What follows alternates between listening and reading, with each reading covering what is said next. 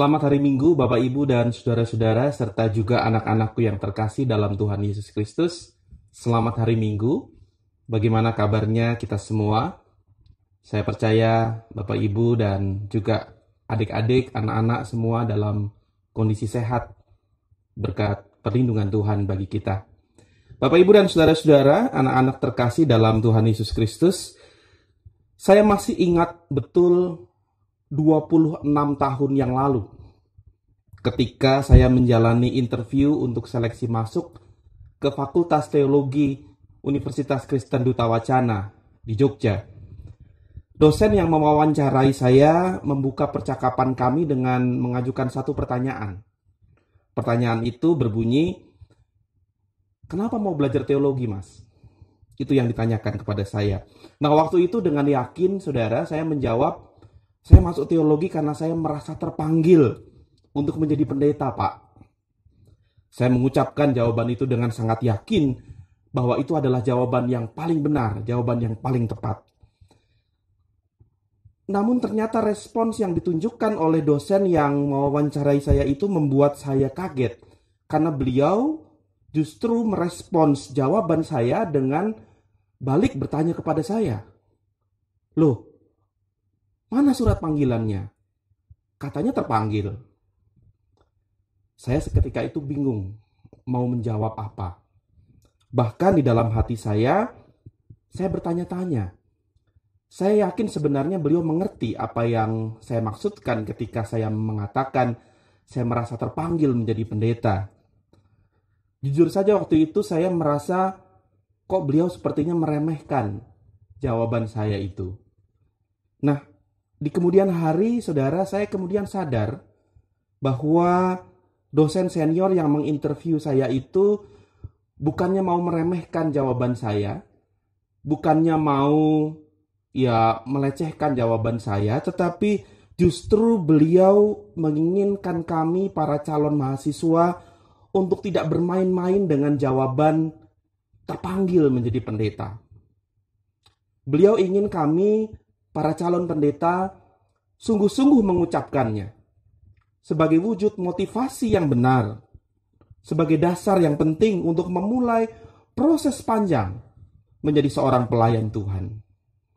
Berapapun uang gedung yang kami bayar, berapapun hasil atau skor tes tertulis yang kami dapatkan, yang paling penting adalah apa motivasi kami belajar teologi, apa motivasi kami untuk memasuki pendidikan di universitas itu. Motivasi yang benar itu bagaikan seseorang yang masuk ke dalam sebuah rumah dengan cara yang benar, yaitu melalui pintu. Sahabat-sahabat terkasih, dalam bacaan kita hari ini, Yesus menggambarkan dirinya sebagai pintu. Secara lebih spesifik, Yesus menggambarkan dirinya sebagai pintu atau pintu gerbang dari sebuah kandang domba. Ungkapan Yesus ini memiliki beberapa maksud. Yang pertama, pintu atau pintu gerbang memberi identifikasi atau memberi pembedaan yang jelas antara pencuri domba dan gembala domba. Gembala domba masuk melalui pintu kandang, sedangkan pencuri atau perampok domba masuk ke dalam kandang dengan melompati pagar atau membongkar tembok. Nah, mengapa pembedaan ini perlu, saudara? Perlu Yesus ungkapkan. Rupanya setting percakapan Yesus ketika Yesus mengungkapkan bahwa dirinya adalah pintu adalah diskusinya dengan para ulama Yahudi ini. Nah, pembedaan yang Yesus buat antara pencuri domba versus gembala domba ingin memberikan suatu peringatan kepada para pemimpin agama itu agar mereka bermawas diri, agar mereka berintrospeksi. Apakah keberadaan mereka di tengah-tengah umat pada saat itu seperti gembala yang membawa ketenangan? Ataukah seperti pencuri domba yang membawa keresahan? Yesus ingin menggali motivasi para pemimpin agama Yahudi pada saat itu. Apakah mereka berada di tengah-tengah umat dengan motivasi yang benar? Yang kedua, saudara, pintu juga merupakan akses yang digunakan oleh seorang gembala bersama dengan domba-dombanya untuk masuk dan untuk keluar dari kandang. Dan ketika mereka keluar dari kandang itu, sang gembala akan menuntun para domba untuk menemukan padang rumput hijau dan aliran sungai dengan air yang tenang. Yesus mengatakan, "Akulah pintu. Barang siapa masuk melalui aku, ia akan selamat, dan ia akan masuk dan keluar dan menemukan padang rumput." Tanpa pintu yang dibuka oleh seorang gembala, maka domba-domba itu akan terjebak di dalam kandang mereka, merasa kelaparan, kehausan, dan mungkin juga merasa bosan, merasa resah di dalam kandang mereka. Nah, kalau Yesus menyimbolkan dirinya sebagai pintu, maka itu berarti ia menggambarkan bahwa melalui dirinya lah umat Allah sebagai kawanan domba Allah menemukan damai dan sejahtera. Bapak, Ibu, dan Saudara, Yesus kemudian melanjutkan penggambarannya dengan melukiskan sosok dirinya sebagai gembala bagi domba-domba yang keluar dari kandang itu. Yesus mengatakan, "Akulah gembala yang baik. Gembala yang baik memberikan nyawanya bagi domba-dombanya." Ungkapan memberikan nyawanya pada ayat ini, saudara, dalam bahasa aslinya berbunyi psychen autotithesin, yang berarti lay down his life, atau mengorbankan dirinya, mempertaruhkan hidupnya, memberikan seluruh kehidupannya. Yesus kemudian mengkontraskan antara seorang gembala yang baik dengan seorang gembala, seorang upahan yang bukan pemilik domba. Karena seorang gembala upahan ini hanyalah seorang bayaran, hanyalah seorang buruh, maka sudah barang tentu dia tidak memiliki keterpanggilan untuk memberikan nyawanya, untuk mempertaruhkan hidupnya bagi para domba-domba yang ada bersama-sama dengan dia. Bahkan seorang gembala upahan hanya memikirkan upahnya sendiri, senangnya sendiri, dan sama sekali tidak punya kecintaan atau perhatian atas domba-domba yang ia gembalakan. Dengan demikian, saudara, kesejatian sosok seorang gembala tidak terletak pada status yang disandangnya, melainkan pada kesediaannya untuk berbagi, bahkan berkorban hidup bagi domba-dombanya. Ia bukan hanya hidup bersama domba-dombanya, tapi ia hidup untuk domba-dombanya. Jemaat Tuhan terkasih, spirit kegembalaan itu bukan hanya kita temukan dalam sosok Tuhan Yesus Kristus, namun juga kita temukan di dalam kehidupan para muridnya. Dalam kisah cara hidup jemaat pertama di Kisah Para Rasul, kita menemukan bahwa mereka bukan hanya sekedar hidup bersama, namun mereka juga hidup untuk satu sama lain.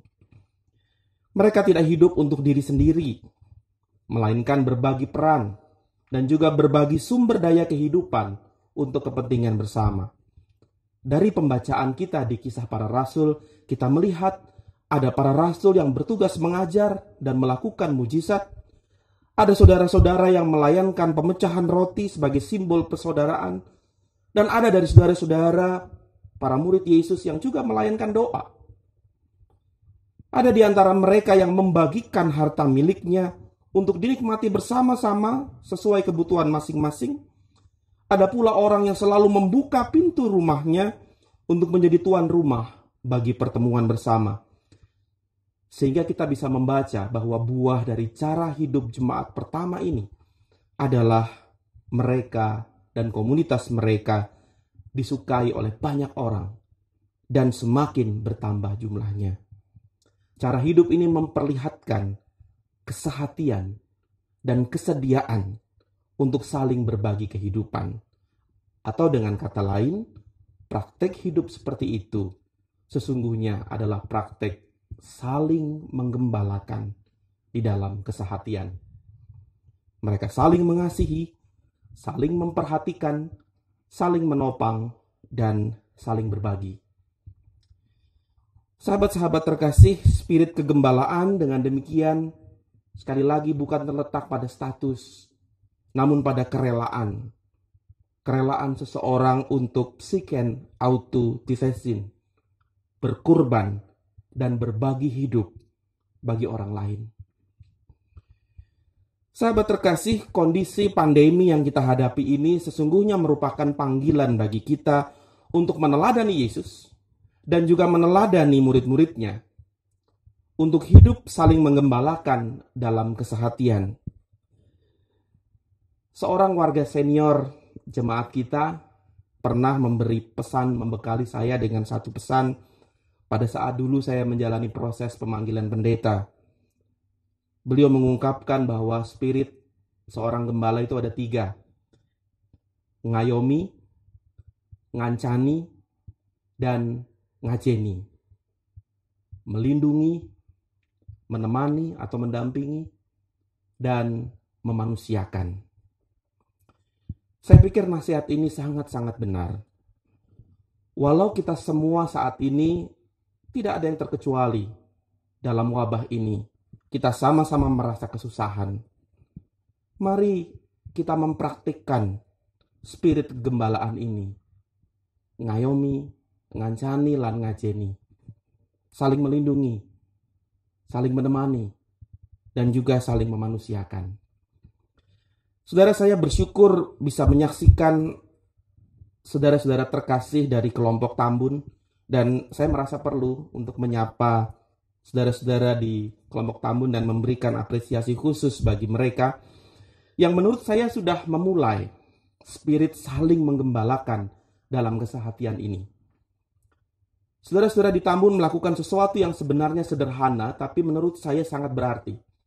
Mereka mendata keluarga-keluarga yang punya wirausaha menjual makanan, minuman, mie ayam, siomay, batagor, jus, dan lain-lain.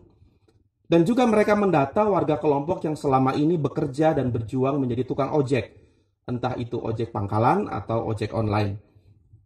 Lalu setiap awal atau pertengahan minggu, pengurus kelompok akan memberikan informasi melalui WA, penawaran pre-order makanan dan minuman dari saudara-saudara yang berjualan itu, supaya warga jemaat di kelompok itu dan juga di kelompok lain bisa memesan makanan dan minuman yang ditawarkan. Pesanan-pesanan itu kemudian akan diantar ke rumah warga yang memesannya dengan memberdayakan para warga jemaat yang bekerja sebagai ojek untuk menjadi delivery service-nya. Nah, minggu kemarin saya sudah turut berpartisipasi. Keluarga kami pesan beberapa makanan, saya pesan tahu kupat, anak-anak dan istri saya memesan somai, kami juga pesan es buah yang sangat lezat.